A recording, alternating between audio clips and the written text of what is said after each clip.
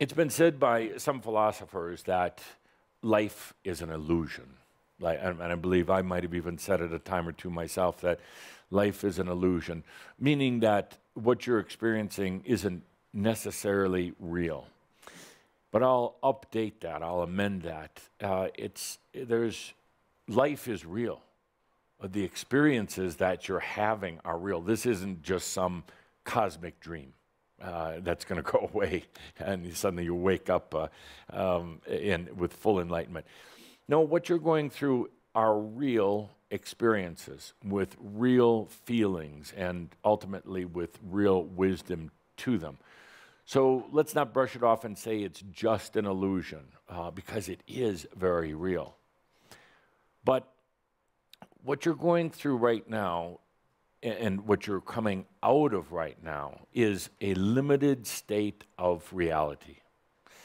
In other words, you're just seeing part of it. You're in a flattened reality. You're only seeing a little bit of what is real.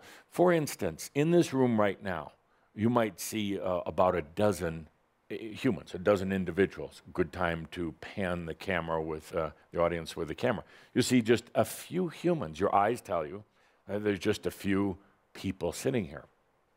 That's a limited reality.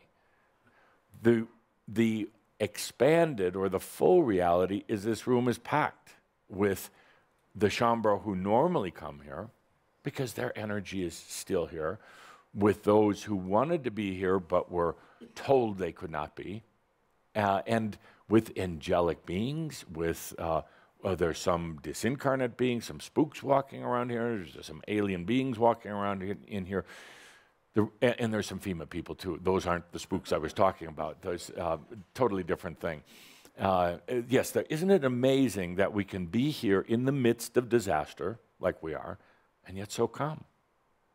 But that's life, and that's the enlightened life, by the way. It's actually a very good example. There was a lot of destruction, but it wasn't really destruction in this area of Colorado.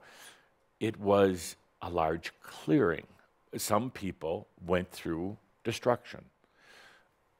The fact is that you, the ones who live up here, the ones who are close to here, didn't.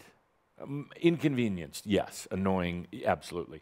But you didn't go through the destruction. That's a very good example of how you can live in the midst of chaos. You can live with all of this human drama and confusion and chaos going on around you. The U.S. government shutting down. I didn't know they ever weren't shut down. But you can live in the midst of it, and you can be sovereign. You can laugh. You can celebrate life. You can be a standard for others.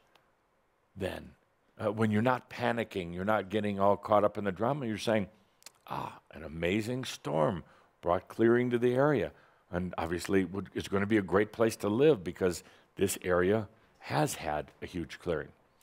So where were we? Illusion and reality. The fact is that the reality that you perceive through the limited human senses says that there's only a few people here. And maybe even your body, your physical senses are saying, well, there's just a few, it seems kind of empty in here. But I ask you, I truly ask you right now to take a deep breath, and even if you're listening in online and you're seeing this pretty empty hall and just me sitting up here, take a good deep breath, because the reality is, beyond your physical senses, that it's very full. It's very, very full with beings. And many of them don't even understand the walls and the ceilings. In other words, they don't have those limitations. There's an energetic, dimensional gathering that's taking place, and it's very real. It's a little funny for me because in my state of awareness, I'm very aware of it, very tuned into it. And I close Calder's eyes for just a moment so he can feel it. Because, as I say, the eyes are one of the greatest deceivers.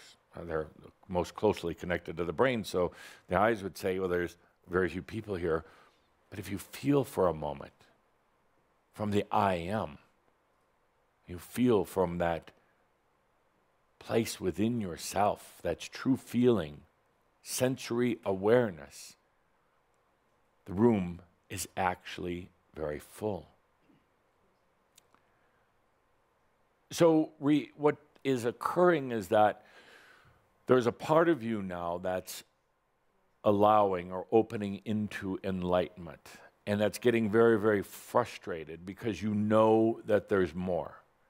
But yet your human senses and math and science and all the rest of that are saying, no, this is exactly what it is. But it's not. It's not. There's so much more.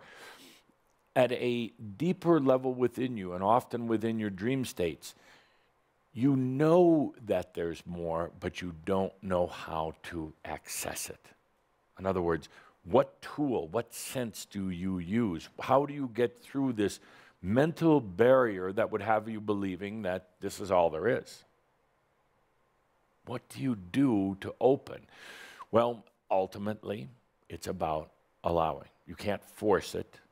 I can't really give you any tools or particularly any exercises. We're going to do an experience today, literally a dream walk. So, dear John, you may want to put together some music for later. But ultimately, you allow it. You can't force yourself to go out of your mind from within your mind, but you can allow it from within your spirit.